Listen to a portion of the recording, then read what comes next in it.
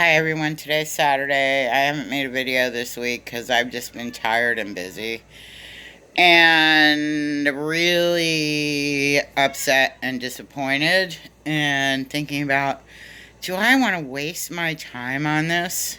No, not really, but it kind of helps me to vent. Although it doesn't seem like anyone gives a shit. And people that actually do think and relate to everything, that have the same position on everything that I do. The reality is they're not on YouTube. They're not watching people's videos. They're not on social media. They're actually people that are out there having a life and just living day to day and not letting the world's problems get in the middle of their lives, which is pretty much what this is starting to be for me. I started driving 28 years ago when I was standing with an 18-month-old child and an eviction notice. And I started driving a taxi because there was an ad that said cash paid daily. And yeah, I could drive, and I didn't have to jump through a lot of hoops. I had to have a clean MVR and pass a drug test.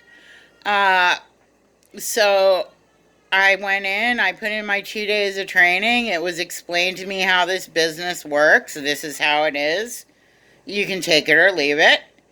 I would go across town on a bus every day, drop my son off at daycare, and then go on to the cab cage and sit. And because I was new, I got to wait for a car until one came out of the shop and was ready to go sometimes.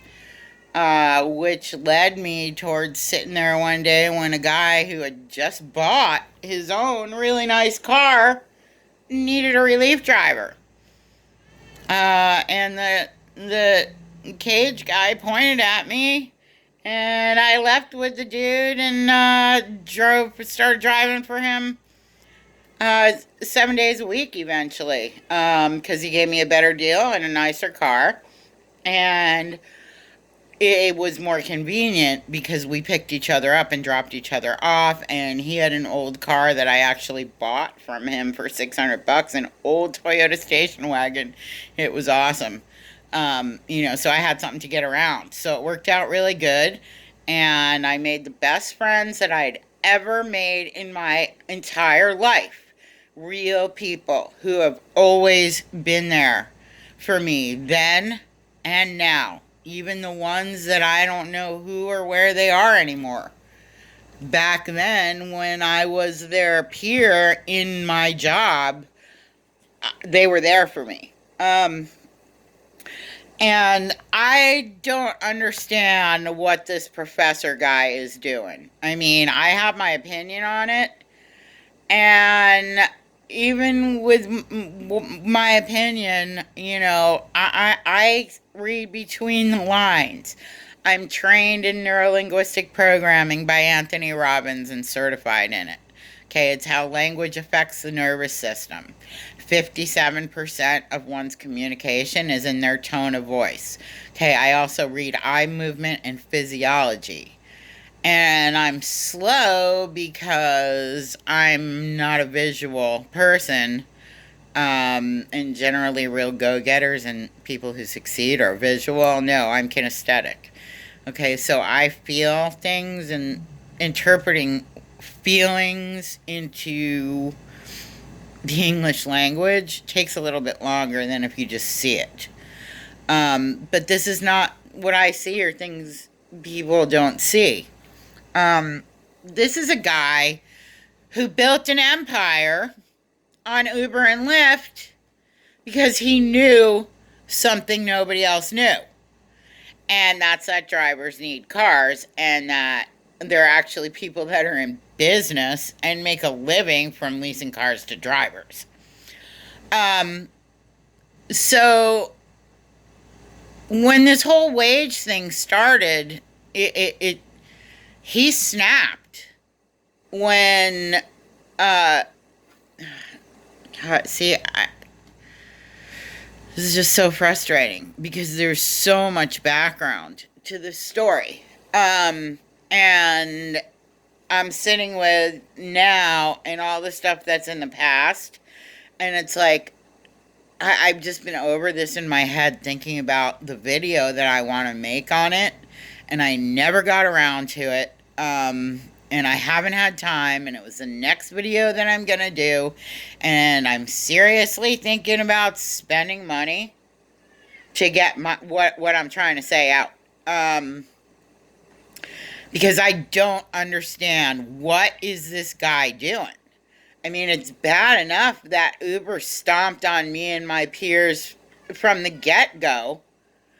You know, they've created the best dispatch system that exists to date, and it's awesome, but they screwed up in every other area because they did not understand some things about this industry, or they figured that they were smarter than the industry was already, that was established, and does things a certain way because that's the way it has to work. And that's where we come to this independent contractor thing versus employees. When you go in as a cab driver and into this IC thing, you knew that you were going to be expected to act like an employee. Okay? And there is legitimate justification within the industry that is directly related to customer service. The middleman, the provider, the driver, needs to act in the interest of customer service. Okay? So in exchange for customer service, we are required to sacrifice a little bit of our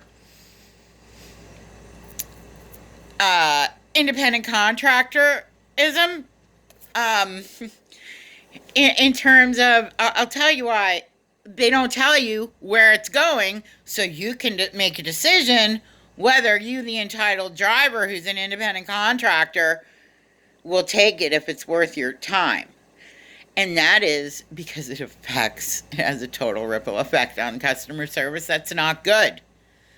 And we're seeing the ripple effect in the area of customer service, and that is one thing that the professor hit the nail on the head with, is the rating system creates a vicious circle of animosity.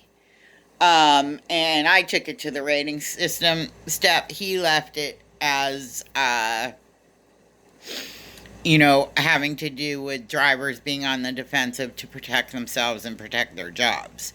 Well, yeah, but that's what it is. It's a vicious circle that affects customer service because of the ratings. And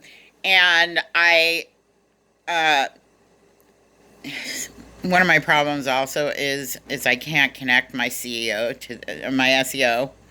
to the video when I first publish it. I have to go on and I have to wait until it gets published and then go back in and edit, or it doesn't work. And part of the SEO is when I type in, the description and information.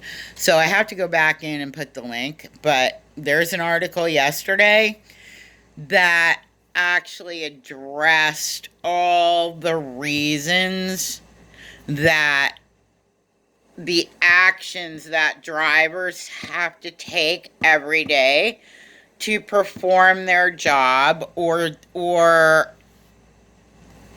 things that they are exposed to, how these very specific things are what demonstrates that we are, in fact, acting in the actual real sense of what the law is saying an employee is. And one of those things is the ratings themselves.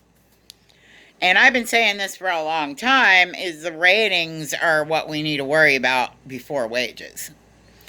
Because that's the root of all the problems. Because it reflects in so many different directions. of the whole picture. But it's the ratings is the icing on the cake of why there is actual real evidence showing lawmakers and other people that may be concerned that these employees are being paid as independent contractors, so we were going to scam on them. That's a whole other bag of bag of worms. Like Uber is and Lyft and Rideshare are the only companies that contract independent contractors that are expected to act like employees, or the nature of the tasks. In order to perform them properly, you are obligated in a way that is the equivalent of being an employee. It is any position that you are an independent contractor. An independent contractor is not the same thing as a licensed contractor. A person that pays for testing and licensing in order to perform the job that they then go out and set their own fees for, such as a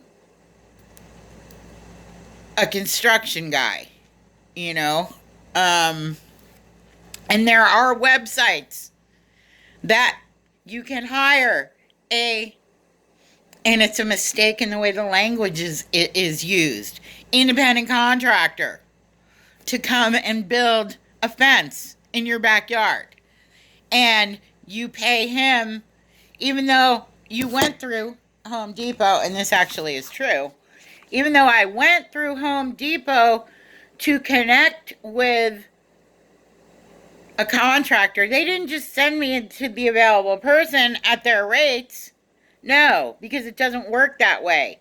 It's not, I wasn't asking for a cab service. I was sent, oh man, I'm dripping sweat everywhere. I'm suddenly caring what I look like, right, yeah. And here's me, my bad short-term memory, losing my train of thought again. The contractor charges the fee he wants. But you see, I get to talk to him and possibly meet him if I want, and talk to him repeatedly and talk to the others repeatedly and make an educated decision which provider I would like to work with, and which provider's price I will pay. It's not the same as independent contractor when you are hired as a mystery shopper, for instance, because I've done that, or a courier, because I've done that. Courier, it's the same thing. You get paid what you get paid, and you have the same issues, and you choose it and it works for you, or you do something different.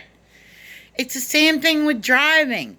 There is a small group of people in California who, why they joined a gig situation, I don't know, because they apparently want to be employees. And it's a small group of people, and they're being egged on and coordinated by this professor guy who has his own agenda.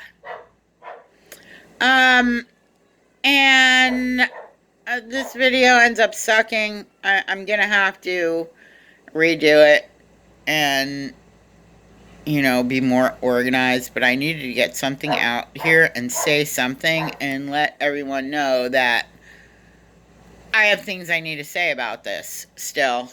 And I haven't said them all. And, what it comes down to is the majority of drivers out here right now who go out and turn on their app at least once or twice a week or more are perfectly happy on some level. For some reason, this works for them, and they do not want to be an employee. And I don't know really, but I'm going to have to say it's probably 80% of the drivers that are active at this point in time want nothing to do. They don't need to have anything to do with this because they take responsibility for themselves and where they're going and what they're doing and how they earn their income. And it's this small group in California who's being egged on by this and coordinated, and more people being brought into a cult-like following, you know, and for him, this has just become a way that he was able to save a floundering income from his YouTube followers who were loyal people who got burned by Uber and Lyft and burned by recruiters who know nothing about the industry that sold them money in the beginning and then got sideswiped by this whole them Uber starting to cut their pay and cut their pay and cut their pay. This is not untypical of this industry. It's and I've been saying this too, and I've been trying to tell this guy from the beginning where this was headed, and you know, and that there's no point. And now that it's come this far, it actually is doing harm, except for the small group of people that think that the business should be something, the transportation industry should be something that it's not, and that they should be employees that are catered to, you know, and the red carpet rolled out for, and that they get all this stuff that employees don't even really get. Anyway, so I'm going to wrap it up for now for today. You know, I hope people start getting this.